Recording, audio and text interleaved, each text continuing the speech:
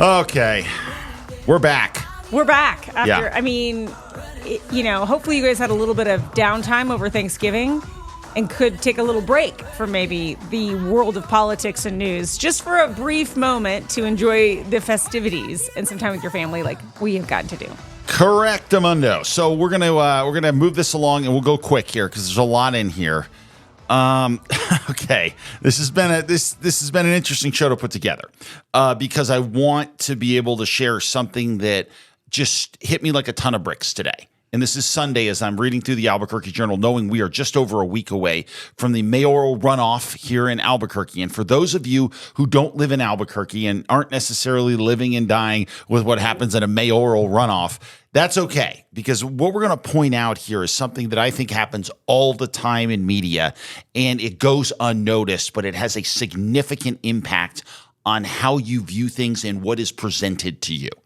And so I want to make sure that we go through that and talk about it, and it is definitely worth your time. So we'll do that, okay? And then we're going to talk about a bunch of other things, including at the end of the show, we are going to have your mail. And then at the end of the show, I want to play an ad for you, which was admittedly hit me right in the feels. I will admit that. It got me. There's no question. You sent it to me and you're like, good luck. That's what you said as you sent it to me. Yeah, good luck not crying at this one. Yeah. Right? And so for those of you who listen, it won't have quite the impact for those of you that see this on YouTube, but it is definitely, I think you'll get the impact from it, and it is important. We're also going to talk about having children and why there's a huge portion of this country not having children. And they're of a certain political persuasion. And I think it's bad for the country. I think, despite whether I would agree with them or disagree with them on politics, I think having kids is important. And I think it's really valuable.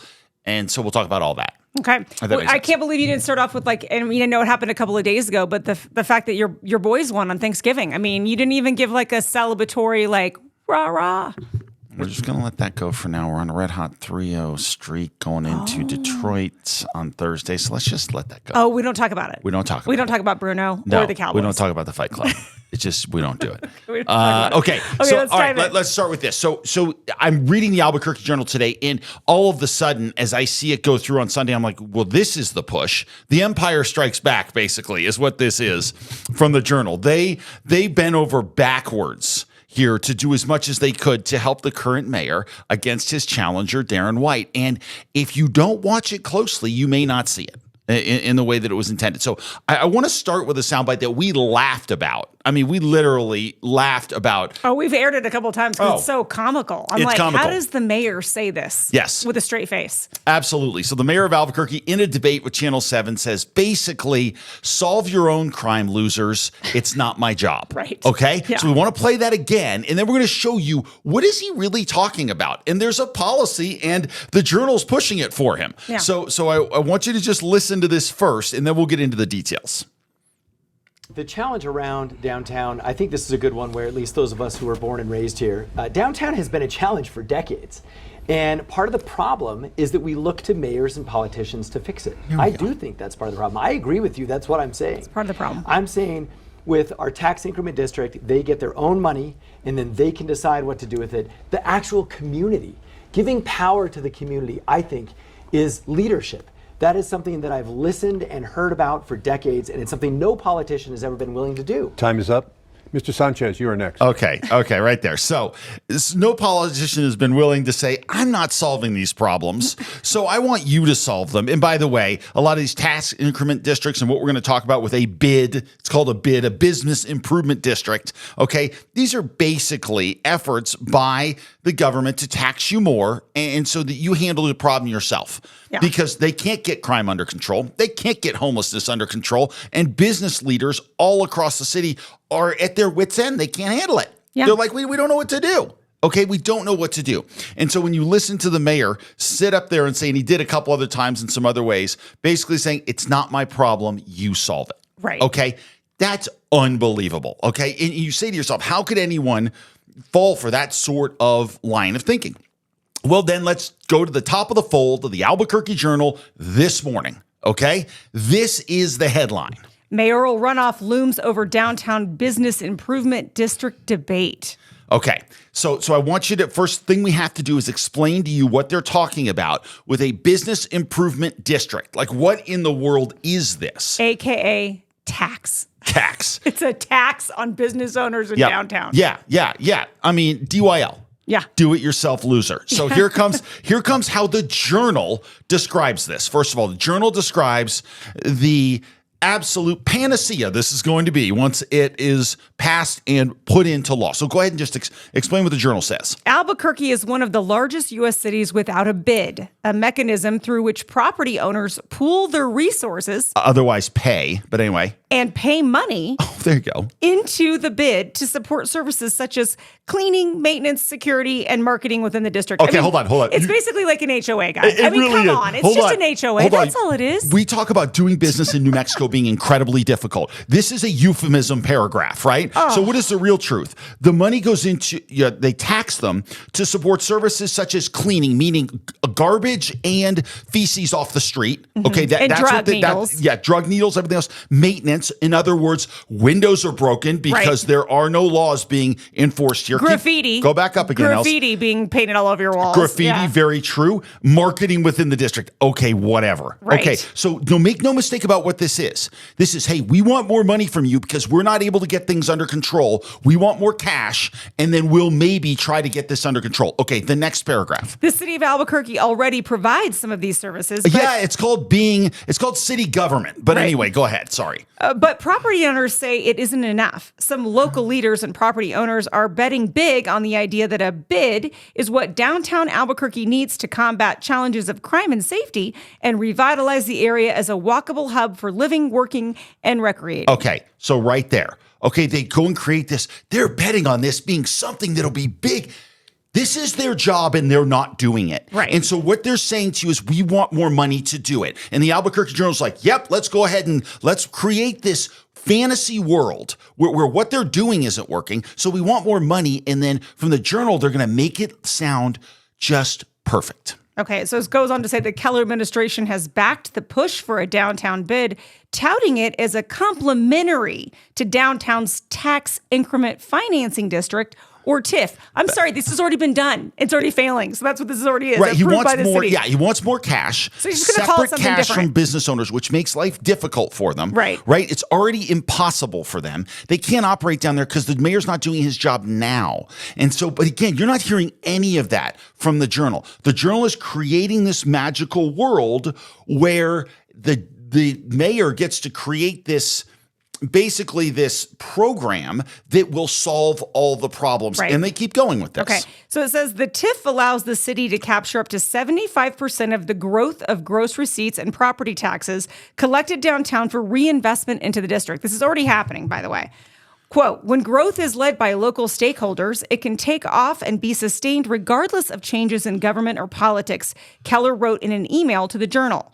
Quote, a bid helps ensure continuity, momentum, and a shared sense of ownership over downtown's future. And that's what we need to keep moving Albuquerque forward. Okay, that means it may as well be an ad for the governor, for the mayor's reelect. Okay, they're not pushing back at all. They're not saying, wait a minute, you're already doing some of this and it isn't working. None of that. Okay, Yeah. So what they're saying is, remember, let's go back to the headline for a second, just so we're clear on this. So what they create with the headline is what? The mayoral runoff looms over this great program. Yeah, this right? amazing Okay. it's taxes, Right, by the right. way. Additional taxes, which they're not talking about like that. No. And they're not doing that. They're just presenting it as this great new thing we can do to fix downtown. Oh, please. And if we don't elect the mayor, well, or re-elect the mayor for a third time when nothing has changed and even gotten worse, immeasurably worse in 8 years.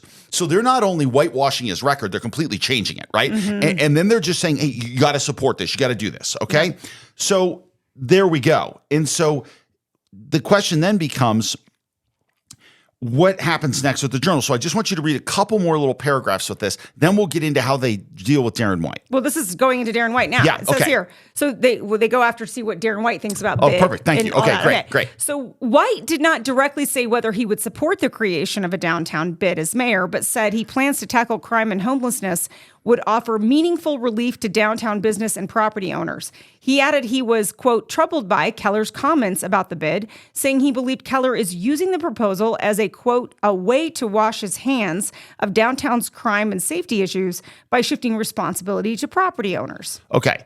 Darren's completely correct on that. Okay. But the point being in all this, so that's article number 1. And again, and I'm just saying, like, what's missing to me in this article is talking to actual business owners. Did you call Doug Peterson to get his take on this as one of the largest property owners in downtown and in the city, who has already said this is a load of, I can't say it on the show, but he's pretty fiery on Extra about this exact thing, about this bid. He was also mad that when the mayor came back and said, hey, you need to give us more money to pay for more security, to pay for cops to actually help protect your areas, as they're lighting them on fire as homeless people and people out of their minds on drugs are lighting businesses on fire. Let's not forget, Mayor Keller already had all this tax and all this money. He's had all of it.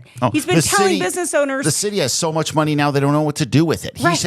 He's had a massive influx of money for the past 5 to 6 years. And meanwhile, have we counted at the Journal? Did you happen to count how many businesses have shut their doors because the mayor cannot help us keep this place safe? Okay, so sorry, those are the obvious questions. No. So that's our now. The problem with this isn't that I think the real issue here is just in totality. I want you to take the whole thing of what the Journal's doing. Okay, so that's the top of the fold. Right there, say, hey, this bid district, again, doing no reporting really to push back at all. Zero. Nothing, whatever, okay? But we're still a week away from this. Here we go. Bottom of the fold. What's the other article? Well, the other article is what is bothering most people that live in this city is how to tackle homelessness in Albuquerque is the headline, okay? Now, what I want to turn you on to here is something that will matter to everybody, no matter where you live, when you go and assess how media covers things.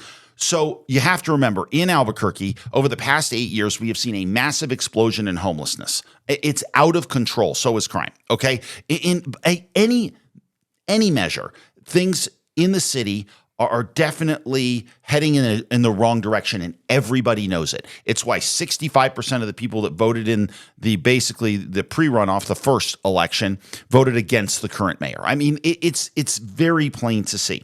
So they talk about homelessness. Not a bad idea. They should talk about homelessness. It's a huge issue. And how do you address it? Well, they do zero pushback on Tim Keller on the fact that everything he has tried has made things immeasurably worse. They don't get into that at all.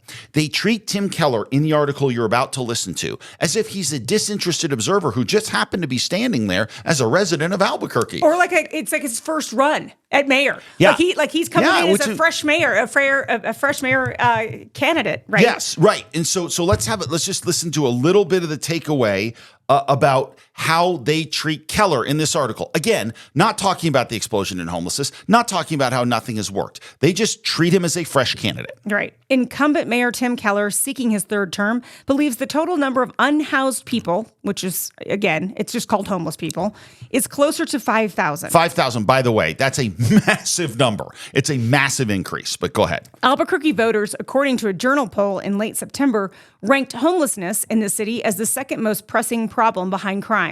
The best resolution to homelessness is not the criminal justice system, Keller said.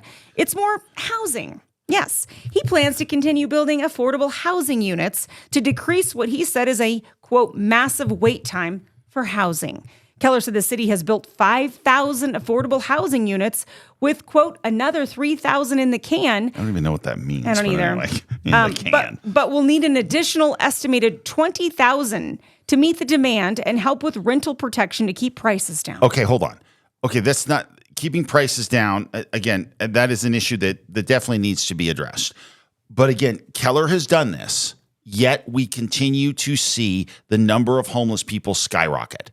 So there is absolutely no mention from the Journal, hey, wait a minute, like this isn't working. Yeah, like, we've already invested. Working, we've already invested a lot of money. Right. City council's approved a lot of money to go towards low-income housing for homeless people. And what you need to do. There's no question that needs to be done. But it's been done. But right, and the current situation is not working. And of course, he has one other thing that they have mentioned as well in here. In the meantime, Keller advocates so-called safe outdoor spaces, sanctioned places in the city where people experiencing homelessness can camp in tents or in their vehicles. Okay, which is an idea that is honestly horrendous. Yeah, All right? and he did it's pitch, beyond horrendous. And remember, not so long ago, he pitched the fact that these should be in every district in the city of Albuquerque, that there should have these homelessness camps set up in every single district. That was part of his game plan, right? He got pushback from voters, but who showed up at city council meetings and were like, oh, heck no, we don't want this. But he just tabled that conversation. That's just only been tabled, by the way. Right. And so then there's just this other thing. Ella, I want to go to clip 9 for a second, okay? And it's just so they talk about Darren White's plan, which is offer people help who want help. And if they don't want help, the solution is you don't get to sleep on the streets. You will either be arrested for doing that, or you'll go into something. If you're willing to get help, we'll pay for the treatment, okay? It's a compassionate approach. It is. Because what's not compassionate is continuing to let people sleep on the streets. Why? Because that ends one way, and it is their death on the streets. It's a progressive disease for most of these people who have substance abuse issues. It's not a matter of compassion. You're not compassionate by letting people sleep on the streets. You're leading to their slow and inexorable suicide, which nobody wants to see.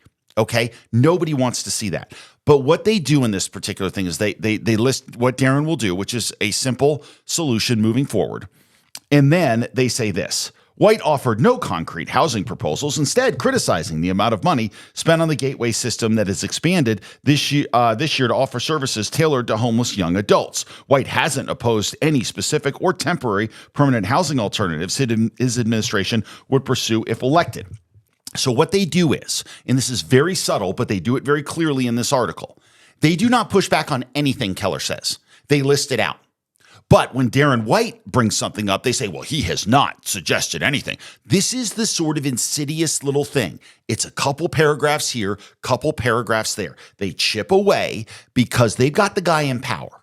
They're going to protect the person in power, okay? And that's what this whole Sunday edition of the Journal was to me. It was, we're going to protect the guy in power. And the problem is, when you protect people in power who have failed the voters, you're protecting the status quo, which people continue to suffer under. And I have no tolerance for that. I don't care if you have all the solutions or not. I don't care what side of the aisle you fall on.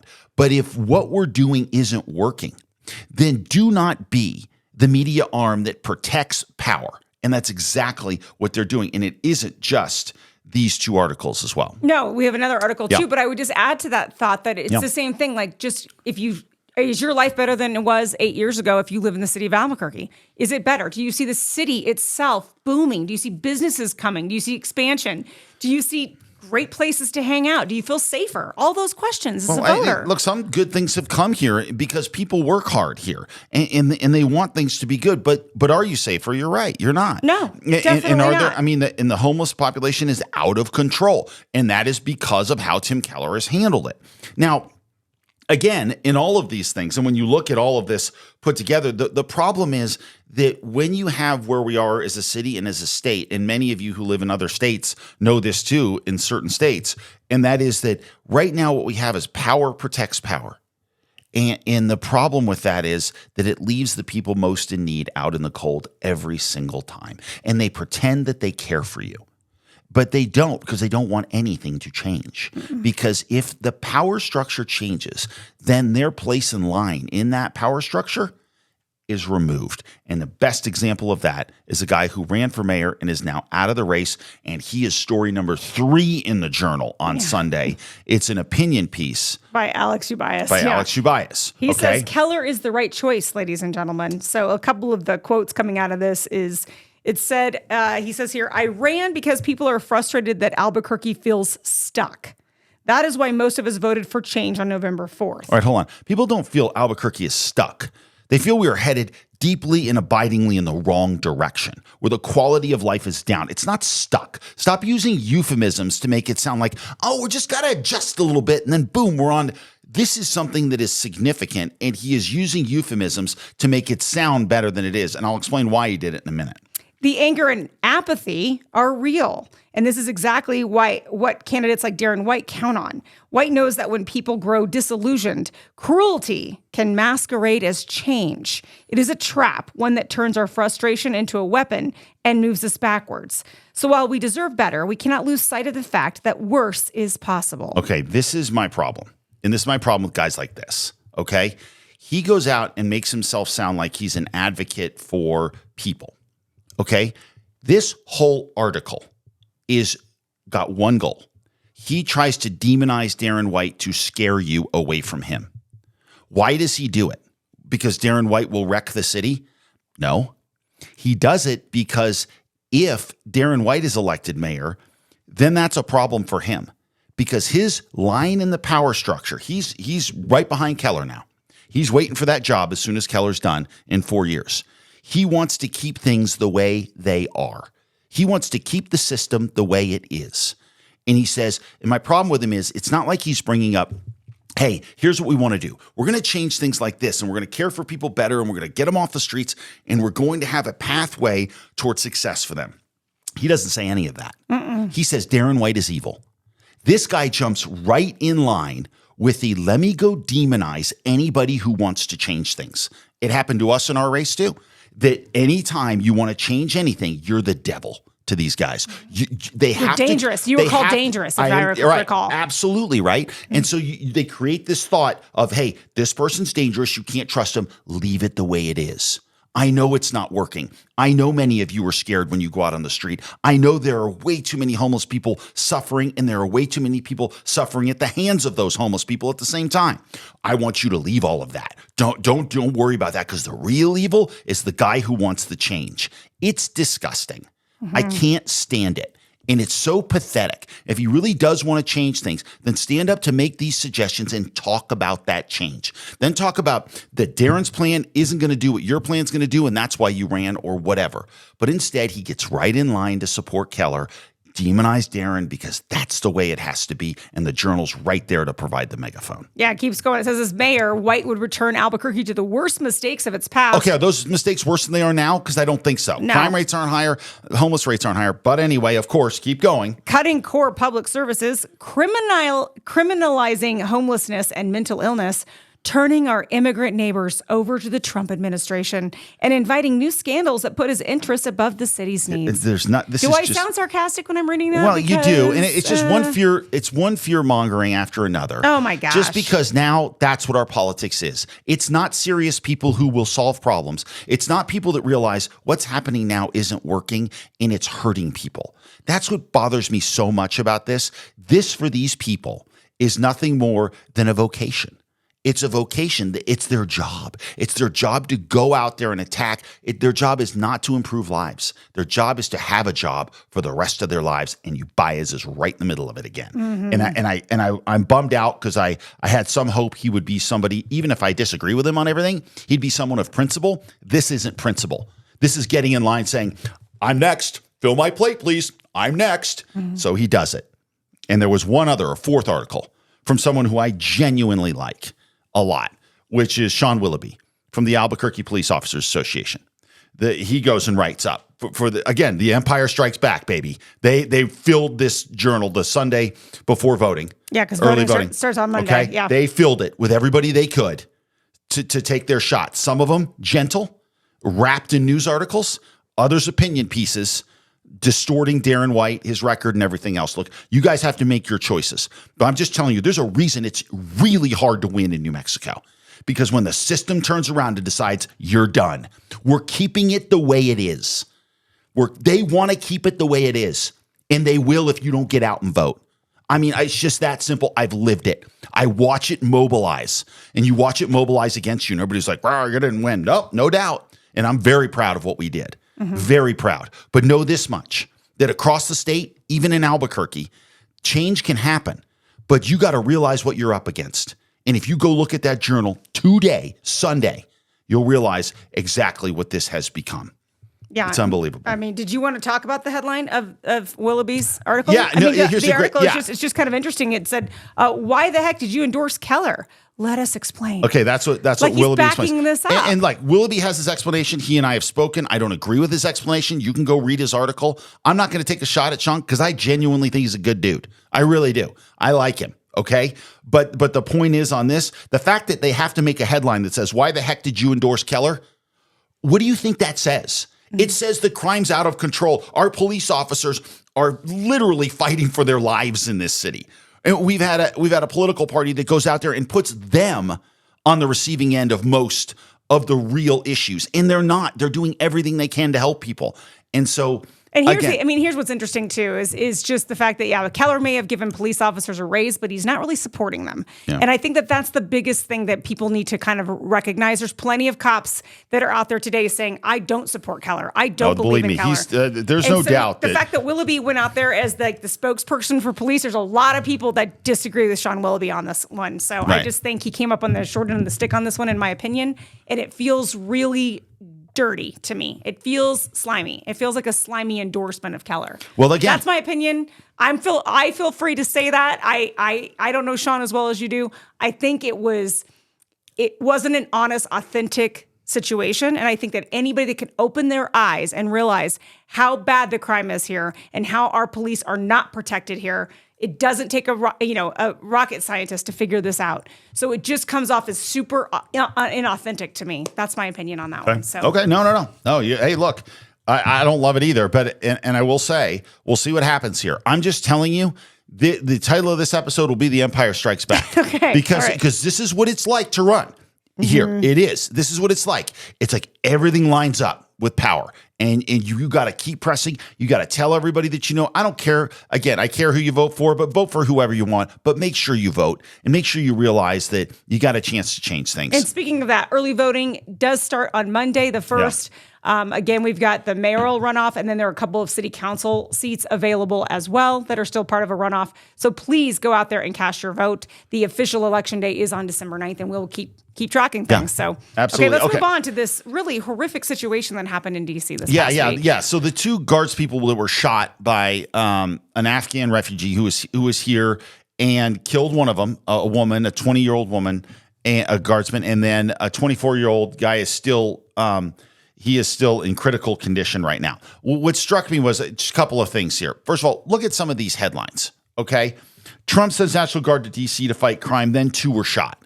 Okay, what you're seeing here, and this is just another example of media just incredibly disingenuous. This isn't about someone who grabbed a gun, traveled all the way from Washington State and tried to murder multiple people, multiple guardsmen. It's ridiculous. And then you see this, a terrible and avoidable tragedy in D.C. You're right. I mean, you know what? Police would never be involved in a shooting if you didn't have police. That's a really good point. We wouldn't have, if we never had the guard around, they never would have been there to be shot. That's a good point, I guess. It's ridiculous. You know how it would be avoidable is maybe if we vetted people before we let them into our country. Well, just a thought. Well, just a small thought on that. And we are absolutely going to get to that. And then again, the New York Times never fails to New York Times it up and say something ridiculous. Trump uses National Guard shootings to cast suspicion on refugees. Okay, I mean, give me a break. Ridiculous. Okay, but I want to get to one quick thing for those of you who are curious. I went and grabbed the numbers on what has happened to crime in D.C. since the National Guard was introduced. And I know a lot of these people who write these ridiculous headlines don't have to live with the consequences of their own ridiculous opinions. But by the way, just in case you're curious here, violent crime in D.C. is down 25% since this happened across the board. Okay. Specifically, homicides, they're down by about 25% as well. Robberies, we go to robberies, they're down 35%. Carjackings, how's that going? 50% down. Mm-hmm. I know none of that matters. None of it matters. All that matters is, creating this phony world where you don't have to answer for your ridiculous opinions. It's crazy, okay? But the reality of the situation is, because of what happened in Afghanistan and because of what's happened with Biden during his administration opening up the borders, there is a real problem we're going to have here. And Sarah Adams talks about this all the time, and we've had her sound bites on this show before, where she said, look, we have let in literally thousands of people who are very dangerous to what the United States stands for, and they want to take us down. Yeah, and she kind of gives a warning of saying, like, listen, we haven't seen anything yet. Like, this is going to get much worse. So take a listen to what she has to say about this in particular. Yeah, I mean, the figure is there's about 8,000 to 10,000 terrorists who arrived here in the last 4 to 5 years. ISIS alone has over 3,000. Al-Qaeda says they sent 1,000 to do just their homeland attack. Joe Kent, when confirmed, said there was 1,400 Afghans with links to a terrorist group and 600 additional known people here who came through an ISIS pipeline. So those are some big numbers being thrown around when only 19 did 9/11. Okay, so she worked for the CIA. Okay, and she has been screaming from the mountaintops for a while now. Yeah, I for mean, a long time. Really Yeah. Before Trump was even elected. Yeah, she was screaming from the mountaintops. This is going to be devastating, and this is the sort of thing that you see. You see these sorts of attacks. Some are lone wolf like this, right? And then she said there are a lot more that are going to be coordinated. Because we have acted and our leaders have acted completely and totally irresponsibly, just letting in whoever and not even caring to look at it. Well, the scary part is Tom Homan comes out, head of Homeland Security, and he comes out and says, okay, look, we have no clue who any of these people are. So Trump has come out and said, we're going to pull everything back. We're going to assess who everybody is, and we're going to ship out who we can ship out. But listen to what Homan said on Fox about how little we know about so many of these people. And again, Sarah Adams is talking about thousands of people. So just listen to what Homan says about it. And these third world nations, they don't have systems like we do. So a lot of these Afghanistans, when they did get here and get vetted, they had no identification at all. Not a single travel document, not one piece of identification. And we're going to count on the people that run Afghanistan, the Taliban, to provide us any information who the bad guys were or who the good guys are? Certainly not. And many people need to understand that most terrorists in this world, most of them, aren't in any database. Because unless they were found on a battlefield by DOD and did a retina scan and did some biometrics there, unless you're part of a T3 undercover investigation, we don't know who they are. So, and the same thing with illegal aliens, that over 10 million that came across the border in Joe Biden. There's no way to vet these people. You think El Salvador or Turkey or Sudan or any of these countries have the databases or system checks that we have? Do you think the government of China, Russia, Turkey, you think they're going to share that data with us even if they did have it? There's no way to clearly vet these people, 100% that they're safe to come to this country from these third world nations. President Trump's doing the right thing, reviewing every one of these people that came under the Biden administration and drilling down on them. I really, truly think that most of them are going to end up being deported because we're not going to be able to properly vet them. Okay. The scary part about this is that when these things happen and we have cheap shot political debates, instead of coming together as Americans to figure out what we can do to solve the problem, when we have these cheap shot political debates where it's like, oh, Trump is you're going to leave people in this country. And when those people load that gun and turn it on Americans, they don't care what political party you're in. Mm-hmm. They don't care. They care that you're American. They want to take you out for that reason. And that's why this is so damaging. And the whole debate about what's happening right now with people in this country illegally, and then the different gradients. And there are different gradients. There are people that committed crimes. There are people that are on terrorist watch lists. There are people that are terrorists that aren't on the watch list, right? Mm-hmm. So there's all those things.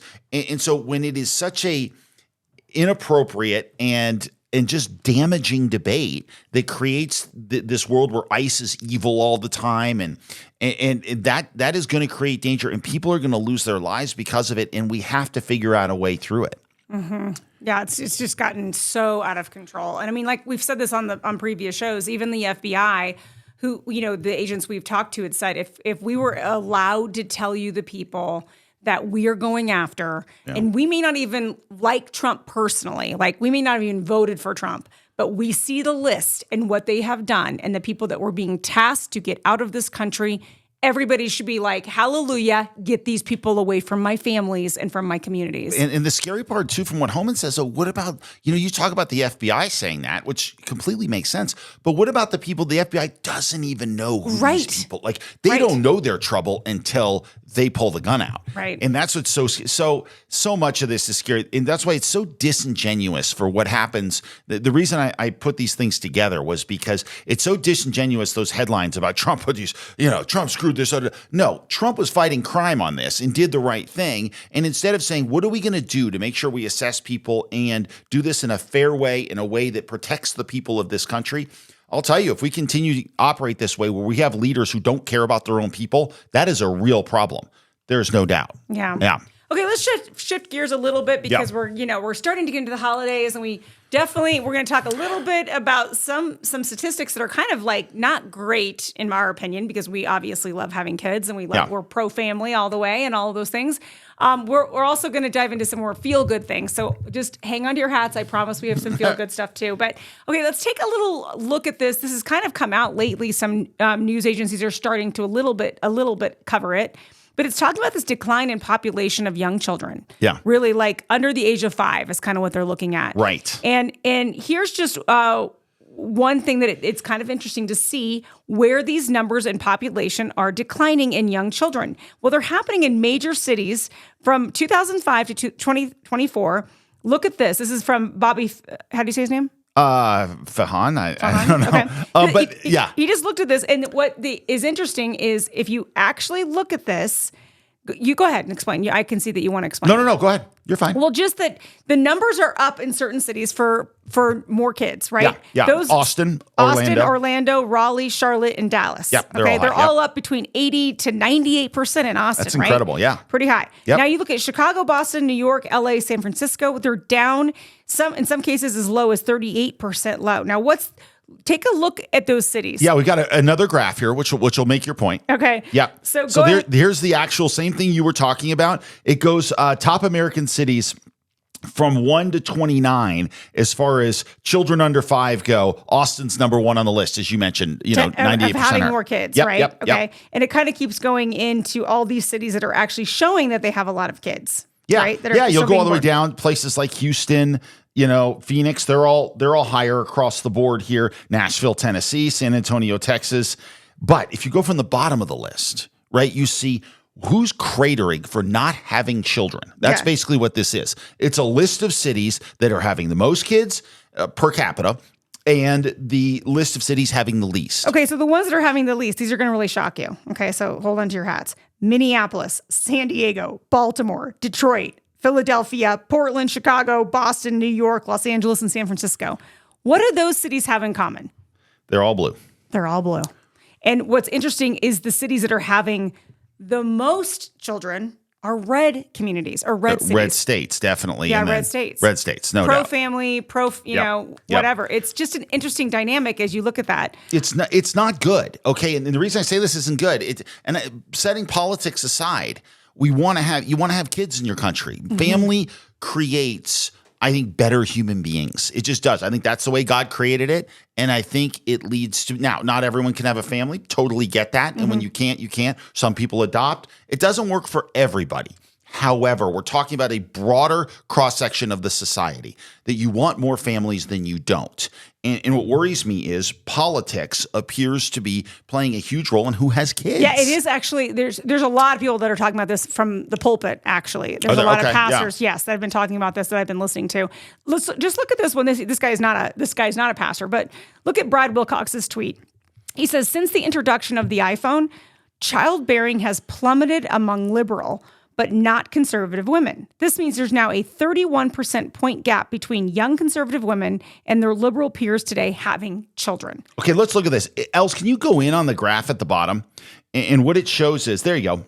So in the light yellow, what you see here is basically women 25 to 35 years old. 60% of conservative women have been married. 44% of liberal women have been married. Okay? And then you go on to had children. 71% of conservative women between 25 and 35 have had a kid.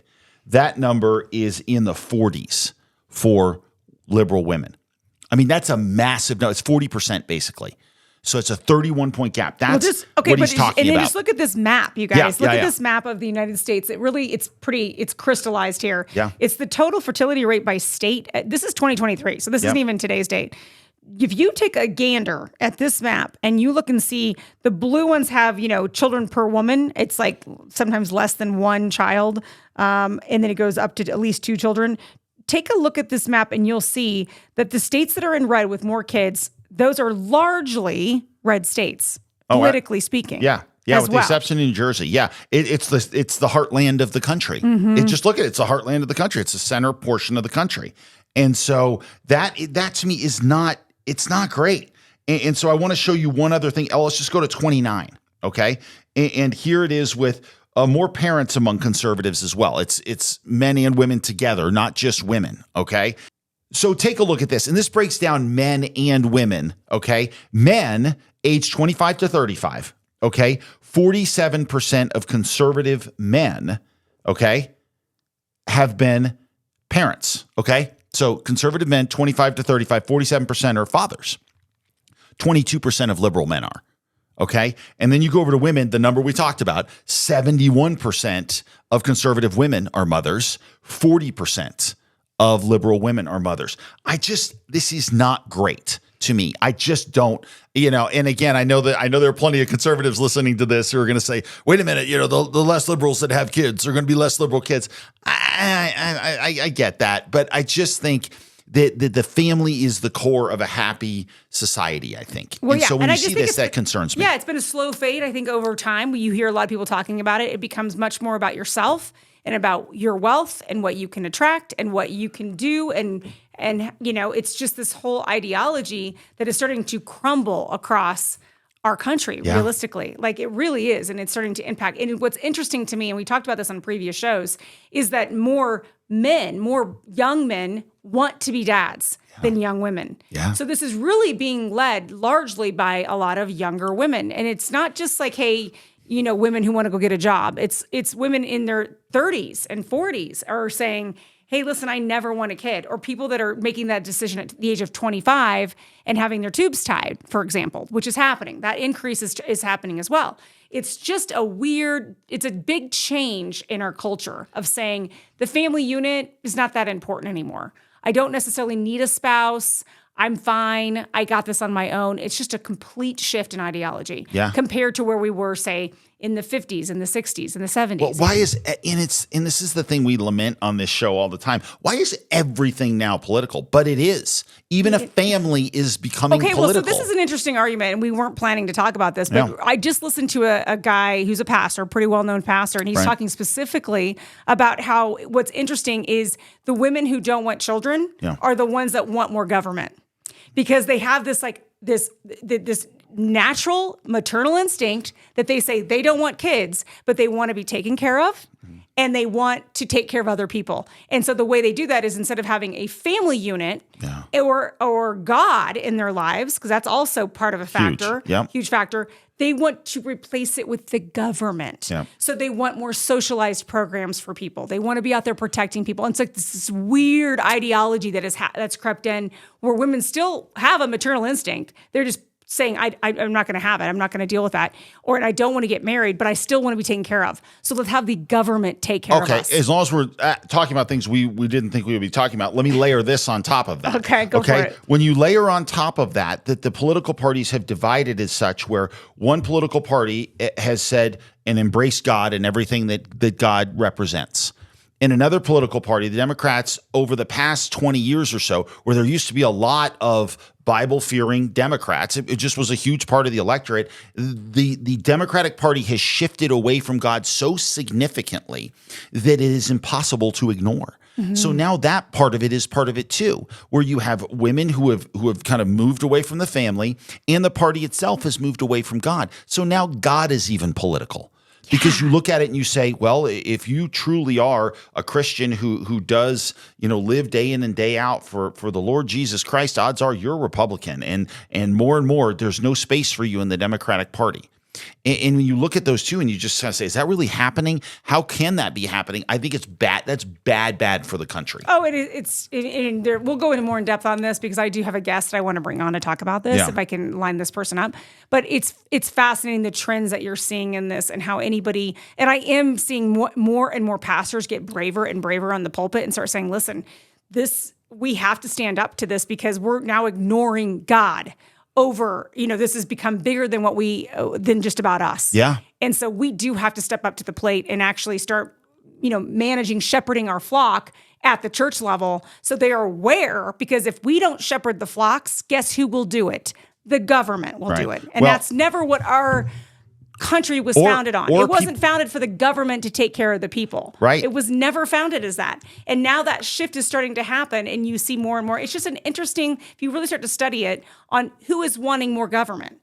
Well, Who's that has wanting been more the case. government? I mean, the Democratic Party for a long time has believed in the ability of the government to do that. There's no doubt that that's been a huge dividing Right. line Even between the since two the 80s, right? parties. Like, since but we I don't remember. think what has been as big a dividing line is where we are with faith. I think Right. that has cleaved in a massive way. Where we are with people and even religions in the United States that do not represent the values that built this country. And you can say what you want about, and don't give me the weak, lack of understanding with separation of church and state. Yeah. Anyone who makes that argument doesn't understand the understand what history they're of it. talking about. But that point being, and there are plenty of people who are atheists who understand this, which is whether you believe in Jesus or not, the setup of the United States government is one that is biblically based.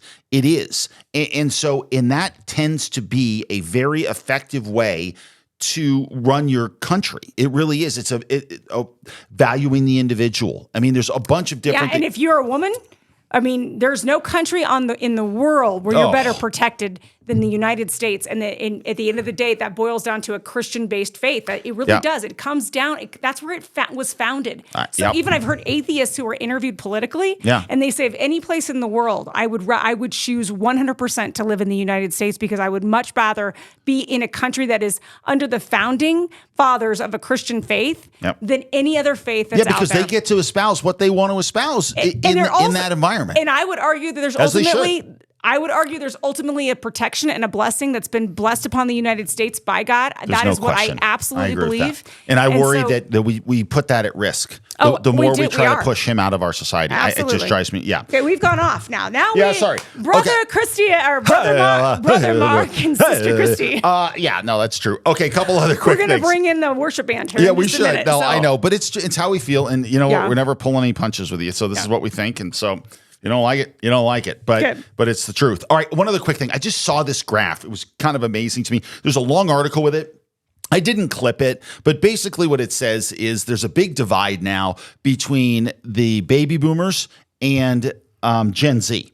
Okay? The baby boomers are like, listen, we want our Social Security. Mm-hmm. We want our Medicare. We want our Medicaid. And here's how we're going to pay for it. More taxes on Gen Z. And Gen Z is like, wait a minute. No. So look at the graph here. It's actually kind of amusing in some ways. Baby boomers are asked, look, how do we want to do this? Do we want to cut benefits or do we want to raise taxes, basically? And the baby boomers are like, hey, 52% of the baby boomers are like, let's raise taxes, please. Because a lot of them are out of the workforce now. Right. And receiving these benefits. And obviously Gen Z is in the square portion of the workforce. 13% said they would want to reduce benefits and 35% said borrow the money. Okay. And then you go to Gen Z who's like, wait a minute. And Gen Z is kind of interesting because Gen Z definitely has a unique mix now. I think you have some younger people who would fall into more of a libertarian mindset too, that are like, wait a minute, reduce the benefits.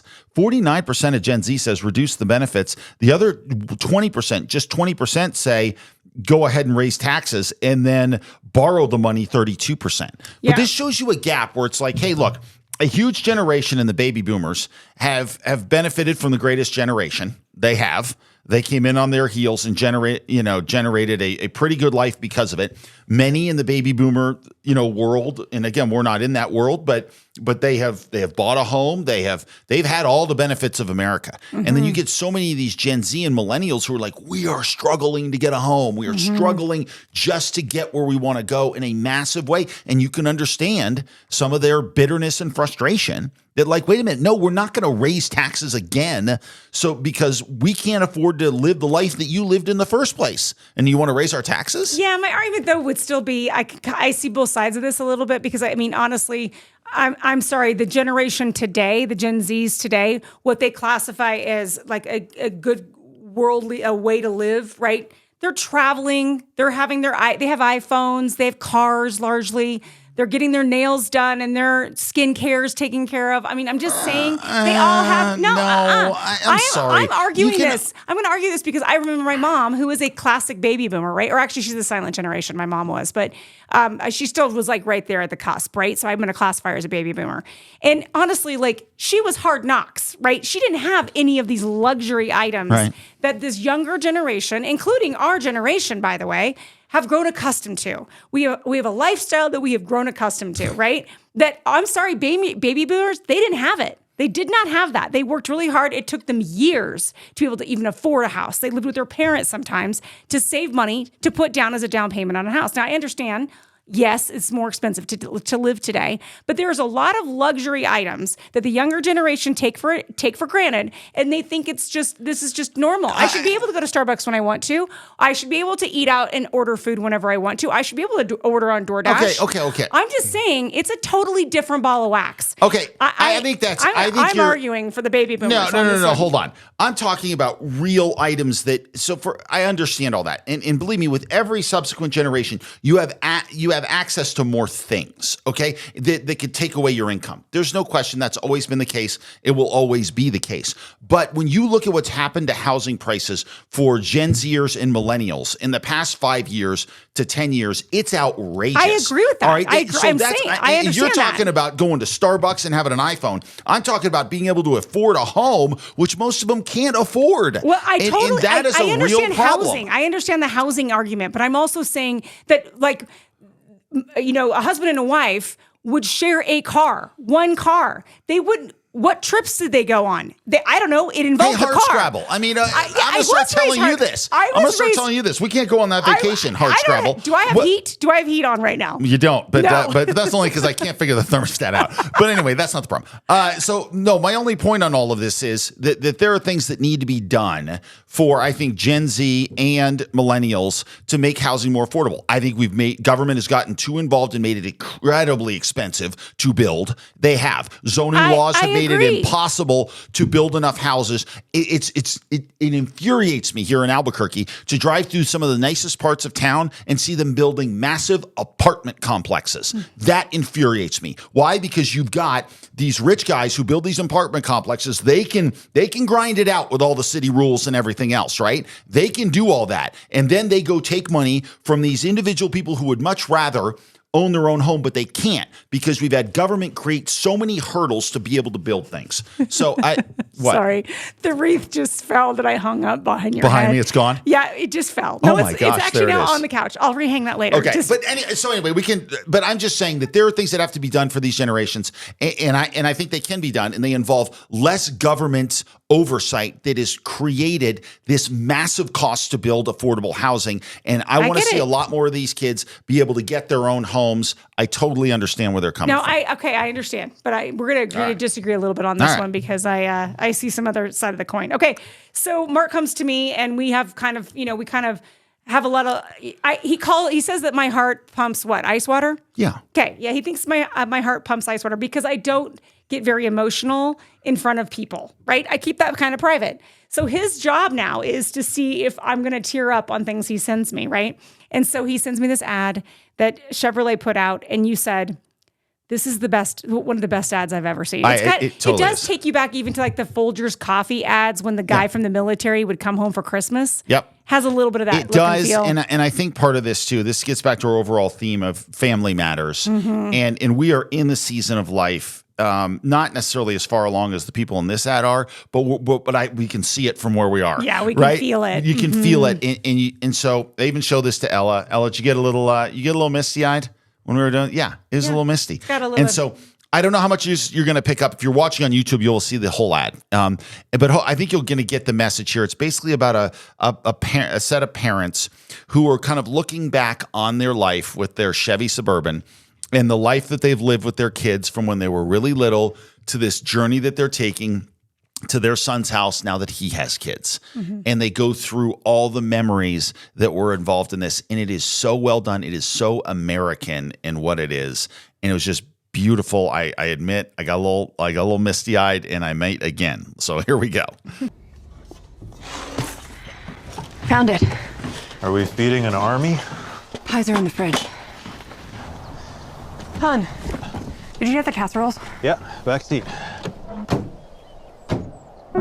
Okay, Mom is now thinking back. So let's go. Come on, careful. Where's the dog? I got my hands full here. Willie! Obviously, this is them when they're brand new parents. Yep. Heading back out in this Suburban. Don't keep all the good stuff to yourself. I was just thinking about the first time that we did this drive. The great diaper explosion of 1992.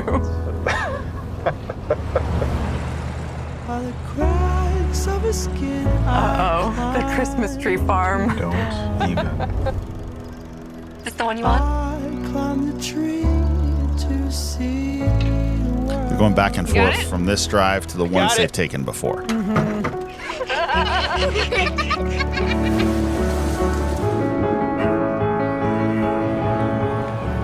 And a classic Suburban, by the way. I'm sorry. It's okay.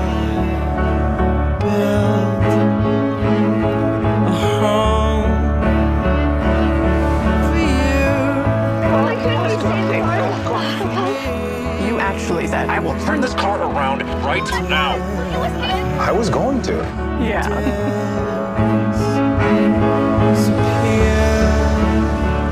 Dad, we gotta go. Please, Dad, just stop by it, please.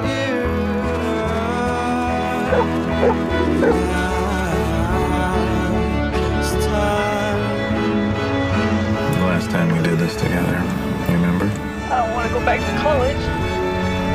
It's okay. It's going to be okay. He doesn't even like me. That guy's not even cool enough for you anyway.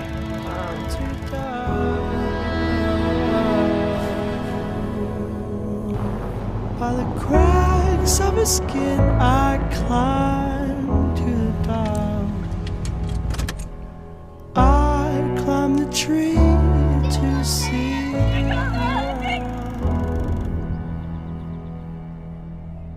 They never made it easy, did they?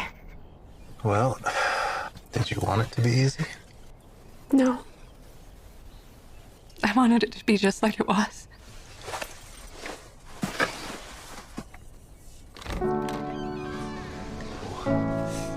Oh. Hey, Mom. Hey, Dad. Hello. Oh, no. You guys just get in? Yeah. Who's this little guy? This is Waylon. You look like an old friend of mine. Come on in. It's freezing out here. Yeah. Come on, buddy. Come on, buddy. Climb to the seas. I climb the tree. It says the greatest journey is the one we take together. Chevrolet. All right, It's really sweet. Are you going to be okay? I'm a little misty again. I know. I'm a little misty again. I'm fine until I hear the girls say, I don't want to go back to college. I know, Because so that is true. Ava. Yeah. Every so time true. she's like, I just want Yeah. to stay home. No, it's so well done, and I don't know. I just thought it was an amazing ad. It's so So, good. I'm going to, yeah. in a little hint, I'm going to be using that in my class. So, Are you? Yeah, I am. As you should. I use ads. It's so well done. If you get a chance, go put it in. It's Chevrolet ad, Chevy Suburban ad through the years. It just cuts back and forth from them on the ride from their house to go see their son or whatever, and then they just look back at all the memories they had with their own kids. Yeah, and So it's Mark's, cool, super cool. Mark's getting emotional. I So am I'm going to getting move emotional. to the mail really fast. Please We're going to do. wrap up with a couple Yeah. of comments really quickly. Okay, Javier says, Happy Thanksgiving, guys. I love that they showed a picture of the failed solar furnace.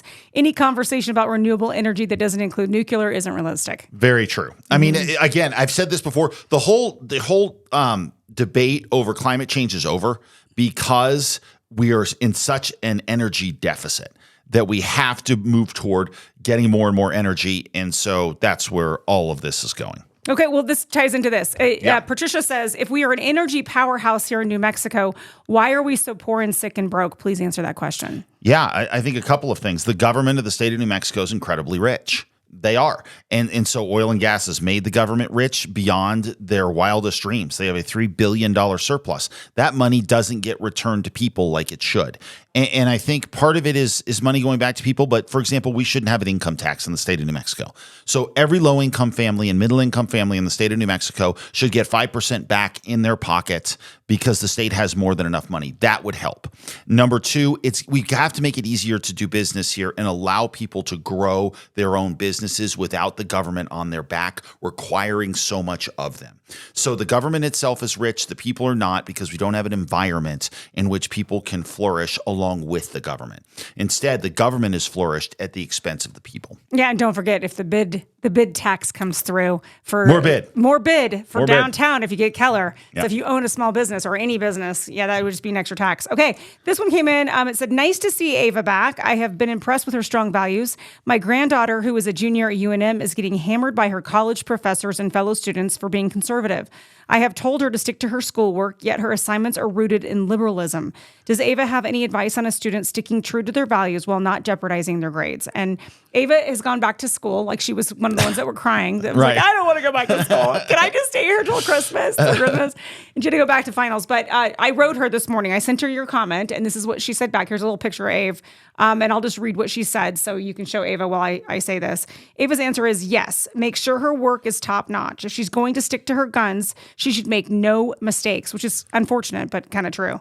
Turn in everything on time. Be on top of what she does. Make sure grammar and mechanics are excellent. Give them no reason to criticize her or her work. Yeah. Which it's true. Now, I will say Ava does, isn't going to the most liberal school. So no, she's going to a very conservative school. Very So conservative Ava school. doesn't have to concern herself with that. But I will say I have watched her turn in work to particular teachers who did not share her political beliefs, and she didn't compromise them for them. Mm-hmm. But she also did good work.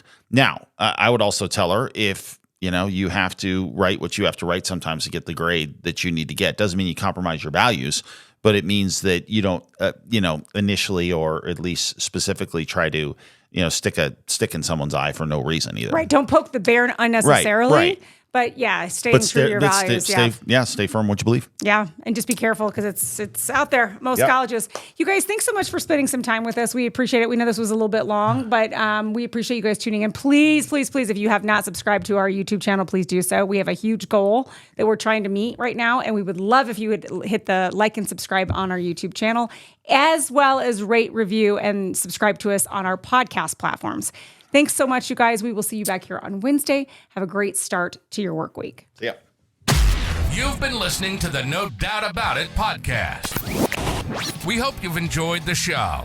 We know we had a blast. Make sure to like, rate, and review. We'll be back soon, but in the meantime, you can find us on Instagram and Facebook at No Doubt About It Podcast. No doubt about it. The No Doubt About It podcast is a Choose Adventure Media production. See you next time on No Doubt About It. There is no doubt about it.